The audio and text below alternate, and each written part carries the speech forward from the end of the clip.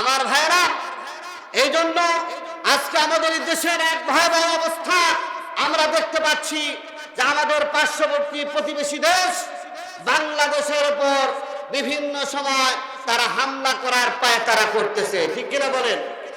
বাংলাদেশের জমিন, বাংলাদেশের জায়গাকে দখল করার জন্য তারা নিয়মিত বিভিন্ন ধরনের পায়তারা করছে, কিন্তু বাংলাদেশের দেশপ্রেমিক বিজেপি সেনাবাহিনী এগুলো মোকাবেলা করে যাচ্ছে।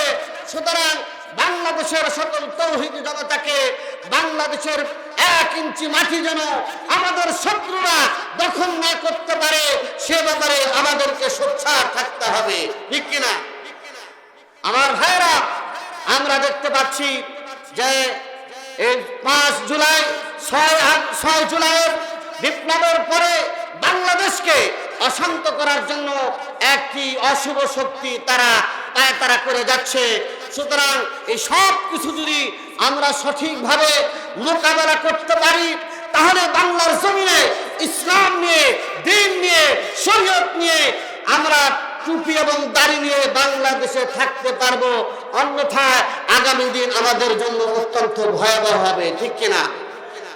আমার প্রিয় ভাইরা, এই জন্য প্রেক্ষাপট বুঝে আমাদেরকে সামনের দিকে চলতে হবে। আগামী দিনে আমরা যেন এমন কোনো কাজ না করি যে আমাদের মধ্যে মারামারি, হানাহানি, আমাদের মধ্যে বিদ্বেষ, আমাদের মধ্যে ফাটল, এই ধরনের যেন কোনো অবস্থার সৃষ্টি না হয়, বরং আমরা সব সময় আল্লাহর এই কালাম, আল্লাহর এই কোরআনকে বুকে ধারণ করব আর সবাই ঐক্যবদ্ধ থাকবো। রাজি আছি তো ইনশাআল্লাহ? আল্লাহ রাব্বুল আলামিন আমাদেরকে ঐক্যবদ্ধ থাকার জন্য কোরআনে কারীমের মধ্যে আহ্বান জানিয়েছে। আল্লাহ রাব্বুল আলামিন বলেছেন, ওয়া'তাসিমু বিহাবলিল্লাহি জামিআন ওয়া লা তাফাররাকু। ও মুসলমানেরা, ও ঈমানদারেরা, আল্লাহর রজ্জুকে, আল্লাহর রশিকে তোমরা মজবুত ভাবে ধারণ করো, তোমরা বিচ্ছিন্ন হয়ো না। আল্লাহর রজ্জু বলতে এই যে কোরআনে কারীম, এটাকে যদি আমরা আমাদের ব্যক্তি, পরিবার, সমাজ, রাষ্ট্র, আন্তর্জাতিক জীবনে যদি আমরা মজবুত ভাবে ধারণ করতে পারি তাহলে আমরা সফল কাম হব, ঠিক কিনা বলেন? আল্লাহ নবী সাল্লাল্লাহু আলাইহি সাল্লাম বলেছেন, ওয়া ইয়াকুম মুহদাসাতিল উমুর, আমার উম্মতরা শোনো, আমি চলে যাচ্ছি এই দুনিয়ার বুক থেকে, তবে তোমাদের সামনে 2টা জিনিস রেখে যাচ্ছি। একটা হলো কোরআনে কারীম, আল্লাহর কিতাব, আর একটা হলো সুন্নতে রাসূল, আমার সুন্নাত। এই 2টাকে যদি তোমরা আঁকড়ে ধরো, দাঁত দিয়ে কামড়ায় ধরো, মজবুতির সাথে যদি তোমরা ধরো, তাহলে তোমরা কোনোদিন গোমরা হবে না। সাবধান! সমাজের মধ্যে যে সমস্ত বিশৃঙ্খলা, সমাজের মধ্যে যে অন্যায় অপকর্ম, সমাজের মধ্যে যে বেদাত, সমাজের মধ্যে যে কুসংস্কার চলছে, এগুলো থেকে তোমরা বেঁচে থাকবে।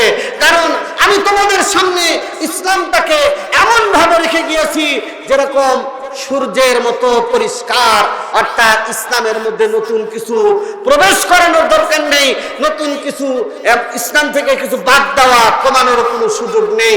তোমাদেরকে ব্যাপারে খুব খেয়াল রাখতে হবে।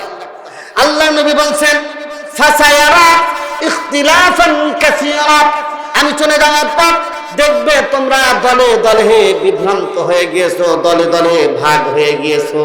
তবে আমাদের মনে রাখতে হবে, আল্লাহ নবী বলছেন ইখতিলাফ থাকতেই পারে, তবে আলাইকুম বিসুন্নতি ওয়া সুন্নাতিল খুলাফাইর রাশিদিন, তোমাদের জন্য জরুরি হলো আমি রাসূল তোমাদের জন্য যে সুন্নাত রেখে গেছি, আমি তোমাদের জন্য যে আদর্শ রেখে গেছি, সেই আদর্শকে তোমরা আঁকড়ে ধরো।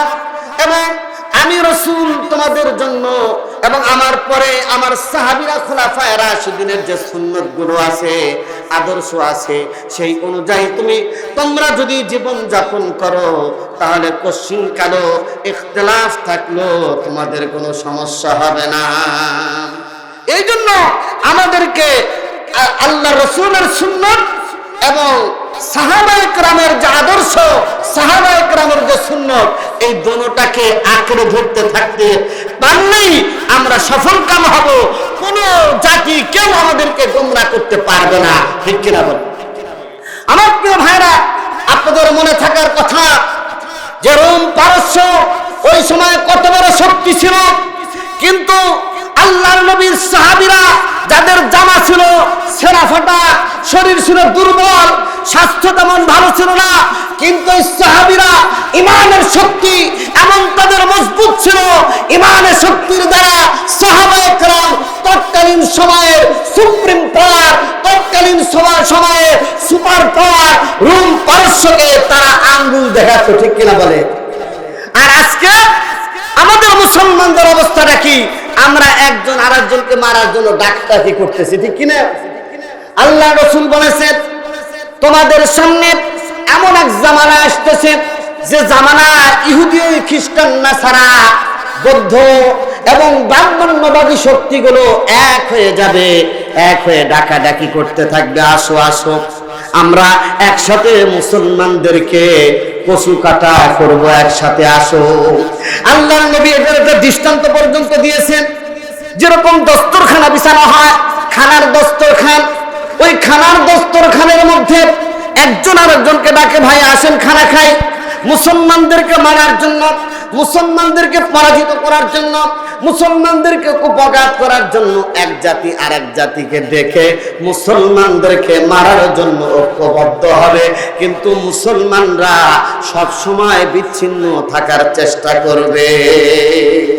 এই জন্য দেখেন আজকে বিভিন্ন তরিকায়, বিভিন্ন ভাবে আজকে মুসলমানদের মধ্যে ইখতিলাফ সৃষ্টি করে দেওয়া হয়েছে, মুসলমানদের মধ্যে দল মত আদর্শগত এমন বিচ্ছিন্নতা সৃষ্টি করে দেওয়া হয়েছে যে মুসলমানরা এক হতে পারতেছে না, ঠিক কিনা?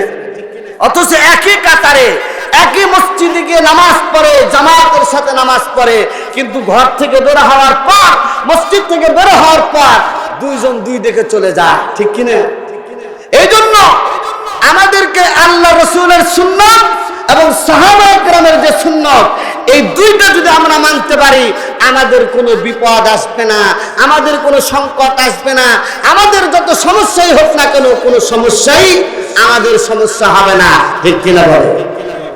আমার প্রিয় ভাইরা, আজকে যুব সমাজের দিকে তাকালে দেখা যায় আমাদের যুব সমাজ আজকে জাহান্নামের দিকে দৌড়ায়, ঠিক কিনা? 31 বাংলাদেশে কি হয়েছিল?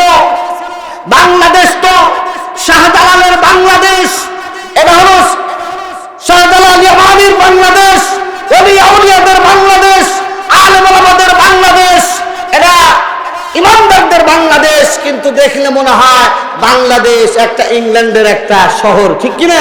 এই জায়গায় কিরকম আতশবাজি, পটকাবাজি, এমন ভাবে নাচানাচি, এমন ভাবে আজকে আমাদের যুবকরা নাচানাচি আর শরাব পানে উন্মুক্ত হয়েছিল, মনে হয়েছিল বাংলাদেশ কোনো মুসলমানদের দেশ নয়, ঠিক কিনা?